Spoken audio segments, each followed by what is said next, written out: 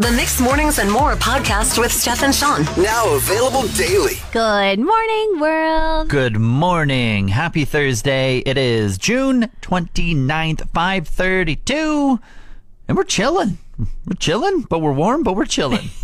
Yeah. I was driving here this morning. It was 18 degrees. I couldn't believe it. Yeah, it was very warm. My basement is nice and cool, and I tossed on a sweater, and I walked outside. I was like, ooh. Don't need that. Don't need that. Yeah, this morning I was looking for my sweater, and I usually throw on like a zip up every morning. And I was like, where the heck is my red zip up? And then I was like, okay, fine, I'll wear my teal one. Where the heck is my teal zip up? And so then I finally decided, like, oh, you know what? I think I had a sweater on yesterday that I took off and put in the back seat of the truck. I'll just grab it when I'm out there. Got out there. I was like, oh, it's 18 degrees. Don't need a sweater.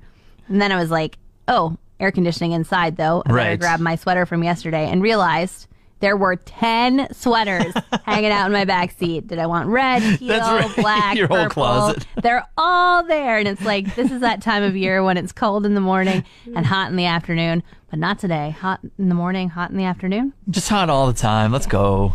Big shout out to the kids at Thickwood Heights School. I got to go and read to them yesterday. Very jealous. Yeah, you got a fun day ahead of you. I had to break some news and stuff, so I was a news hound yesterday. Yeah. No reading to children for me. Sad day, Sean, because these kids, they had a lot of questions. Always the best. I love when they have stories instead of questions too. I'm just like, wow, that's a great thought you had there. Well, this kid asked me, where's your son? Oh. And I was like, oh, I don't have a son. Did he die? It's like, do you know something about me? I was like, no, he just doesn't exist. And he said, well, did he go on a big trip? It's like, I don't know what traumatized you, child, but I just don't have any kids. I never had. I'm so sorry to disappoint. And he came up with so many ideas of where my son could be that he wasn't with me. And I was just like, there is no son. That's man. right. Like, I'm so sorry. He ceases to exist. So I had to move on to the next kid's question. Yeah. And he's still like, but maybe I want to go back to hiding. Greg's question of where is your son, lady?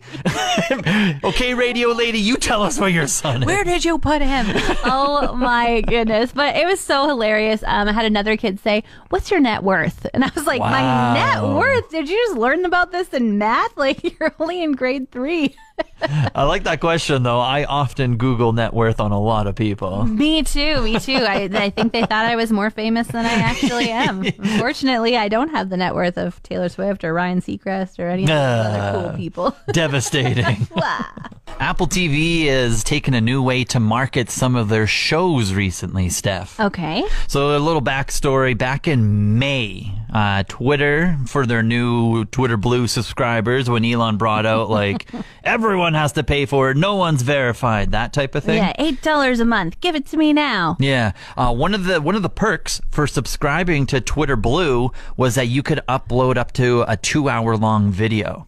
Wow, such an interesting thing to watch. I'm sure everybody was like, blue check marks, better go check out the content they're creating for 2 hours at a time. Right, because to the everyday person, no one's going to upload something at 2 hours, but Apple TV, they're thinking of a new way to market their stuff. Oh, that's very interesting. The other day, they have a TV show on there right now. It's called Silo, and the season finale was coming up. So what did they do? They posted the first episode, the whole thing, on Twitter to get people into it.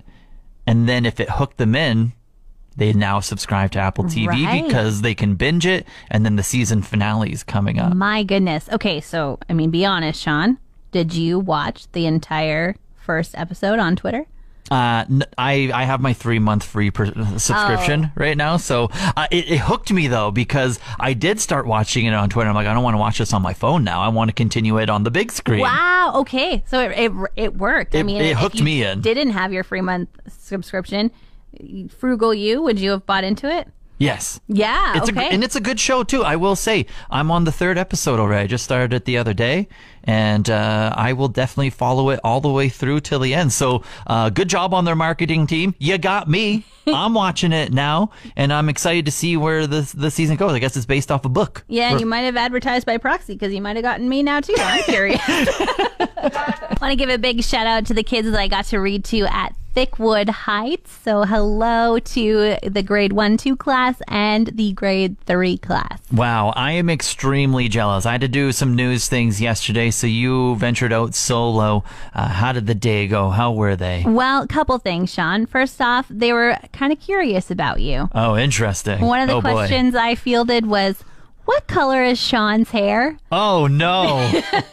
They're roasting you from there. What color is or was? Well, that's what I had to say. I was like, Sean's bald. And they were like, what? Like, it was quite a shock.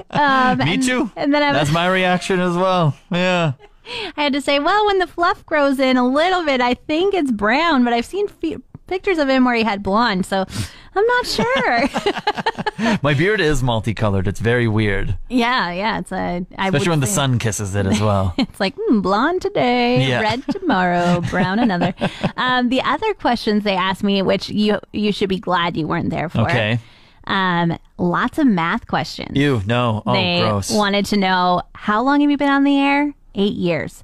Oh, how many shows have you done a year? Wow. How many shows does that make in your career? Oh, my. How many minutes was that on the air? That's where I just throw out a number. They'll believe anything. I mean, you're very smart, and you're going to pass this next grade and move on to the next one. Sean, the problem is there's a very smart teacher in the room who actually knows how to do math, and so you can't just throw out a number and be like, but we worked out the problem together. They were very, very you smart. You were teaching at the same time? Yes, accidentally. And the other thing was, my grade 3 class, they weren't sure that my voice was the same as the one on the air. Oh. And so the teacher suggested that we put the classroom mic on me. Interesting. And they have like a mic that you put around your neck, and then it just amplifies your voice. And they all kind of started cheering when they heard my voice through the mic. They're like, yeah, that's her. It is her. So then for the rest of my time there, I got to talk through a microphone just like I'm at work. It was like no more reading books at that point. It was just like celebrity answering questions. It was so fun. Big shout out to Thickwood Heights. Aww. Thanks so much for having us. Grade 1, 2, and grade 3. Great to meet you yesterday. Have a great summer. I've recently come upon one of the most toxically hilarious things that you can do with an iPhone. Okay. It's just like airdrop strangers when they have their phones open. Are you that person, Oh, Sean? my goodness. I just recently remembered about this from my trip when I was in Toronto and like all my friends came to visit. We were having some fun at like baseball games and whatnot. And there'd be like a group of like cute girls sitting near us. And when we noticed that they opened their phone, we would have like a selfie of us.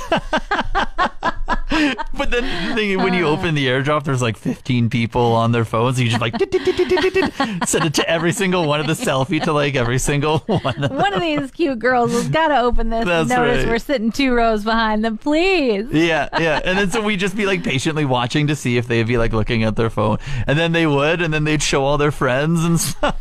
like look over here, look over here. Look to see who just sent you that. I love to hear that it's the innocent. I was really nervous that, I've been on a plane once and there's been some skin airdropped to me. Oh, Lord, no. Yeah. No, that's not the intention for my airdrops at all. But I think the other hilarious thing is like we were like intending it for like one group of people, but then you have like all these other people around you. They're just like, what? And they're like, just ignore that. You don't have to look at that. You're not as cute as the girl over there, so you just carry on. Baseball's fun. Even if it did say like Jeff's iPhone, Craig's iPhone, you're like, well, maybe they got a name like that. We'll just send it. Yeah, my iPhone is called iPhone 5 for some reason. I have there's no idea. a lot of those too as well. But yeah, it just became so toxic that we started to do it throughout the entire weekend. And I kind of love it. Did you meet anybody special from this experience, or you just were like enjoying the reactions? Didn't meet anyone, but it's the memories that matter with the boys at the end of the day. Are you going to continue this trend? Maybe. What are you going to send to people now, though? I'm going to have a favorites album of just like fun pictures in my phone. At the Blue Jays Stadium, there was like a giant hot dog that you could teeter-totter on. So there's a picture of like me and my friends teeter-tottering on the hot dog. Just send that to people. That's a fun picture. Sure. Oh my gosh, Sean. Remember the show Boy Meets World? I do remember that one. Yeah, it was like the favorite thing to do on Friday night from 93 to 2000 is watch TGIF with Corey Matthews and Sean Hunter and Topanga. Well, anyway, they have all grown up. They've known each other for 30 years. And apparently Ben Savage, who played Corey Matthews, ghosted all of his castmates. Okay. Yeah, so 3 years.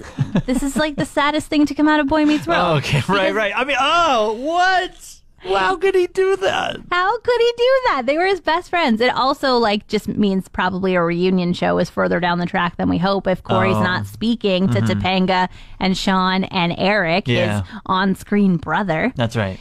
So the three of those guys have a podcast together called Pod Meets World. Oh, cool. And they kind of recap episodes together and talk about their like teenage overacting and what it was like to be on set and stuff like that. And they invited Ben to be on it with them. He said, that's not for me, but you guys, I wish you all the best and like have fun. And then he just stopped talking to them. Do you know much about his life now? Like, is he still acting? Is he still in the world, or what is he doing? He's running for Congress. Wow. So he's really trying to put it behind him then, probably. Yeah. So I'm guessing that's what he's doing is he's just like, I need to distance myself from that. And the best way to do that is to never talk to these people again. Yeah, block and delete. That's kind of rude. Yeah. And they used to like go to Comic-Cons together all the time. And he would be front and center with them, getting the pictures, signing the autographs, selling pictures or whatever. And then, just 3 years ago, he was like, not for me. And then Eric, his on-screen brother, decided to call him every single day and told him, I'm going to call you every day until you pick up because I'm just so sad about this and I want to work this out. I don't know what happened. And he called him for 4 straight weeks and he never picked up. And then Eric's real wife. That would get annoying, though. Yeah, well, Eric's wife in real life said, why are you doing this to yourself? If he doesn't want to talk to you, stop making yourself so sad by not having the guy pick up to you. I'm sad about this. If Topanga would have called every day, it would have been a different story. Former radio host is now the new host of Wheel of Fortune. Pat Sajak, after 4 decades, now retired, off into the sunset. Ryan Seacrest is rolling in. It got me the wheels turning of like, what would be the like coziest, easiest like game show to host as you retire, Steph? I mean, Wheel of Fortune seems like a pretty easy one to do. You just got to kind of spin the wheel, have a chat with the people, and Vanna tells you if the letters are. You have an assistant half the time. Yeah. All the time. Yeah, she doesn't do any of the talking, but she does the heavy lifting. She has to walk across that stage over and over again. And the contestants spin the wheel half the time as well, too, don't they? Yeah, they do. And they yell, big money, big money. And Ryan would just have to say, when bankrupt happens. Okay, so that's what I was kind of thinking, that Wheel of Fortune would be like a good, easy, like retirement game show. Probably still bringing in a couple million every year from it, too. Totally. I mean, there is as well Who Wants to Be a Millionaire? The questions are there. The multiple choice answers are there. You get to sit down the whole time. That's you get a seat. That is great for retirement. Yeah. I feel like I wouldn't be smart enough. I wouldn't be good at keeping a secret. Like multiple choice when you're like, is it red, green, blue, or yellow? Oh, like my obviously goodness. blue is the answer. Your facial expressions are just like, don't pick that one, pick this one. Exactly. 0 poker face. So Who Wants to Be a Millionaire, though? You get to sit down. And I think I'm pretty good at reading. Couldn't do it. Yeah. We found out Jeopardy, the person you have to replace, was just a legend. It is asking questions and just interacting and stuff, but I mean, Trebek, legend. Yeah, I think it'd be super fun to host, but I certainly wouldn't want to be Mayim Bialik. Like, she can't, like, for instance, they care about everything for her. The internet does, even if she repeats an outfit. And it's like Ken Jennings wears a black, gray, or blue suit every single day. Yeah. He wears the same one. And Mayim can't wear the same sweater 2 months later. No Like, kidding. It's crazy. Yeah. That one's just too tough, I think. There's just too much pressure on that. I think the most fun would be Family Feud because of the type of answers you would get. But it's chaos. You have to, as a host, you have to learn how to like handle the chaos and everything. So I think it would be hard. Like Steve Harvey on the American side and Jerry D on the Canadian side do a pretty good job with the chaos and everything. But I think it would be so funny. Yeah. What about Cash Cab? I would love this. I would love cash. I love driving and just like fun trivia, picking up people and taking them places and giving money away. I think it'd be fun, but I cannot imagine having to drive and do any other task at the same time. Yeah, not you. Yeah. You drove to the wrong school yesterday when you went to Read for Kids, I okay? did. I got to the right school first, and then the GPS said I wasn't there yet. So I was like, well, better back out of this parking spot and try again. Yeah, you and Cash Cab would be like, I might not take you to your destinations, but I could give you $100. I might not remember to stop at this red light because I'm passing you the $100, but we'll see. Want more of today's show? Download the Mixed Mornings and More podcast. Now available every weekday.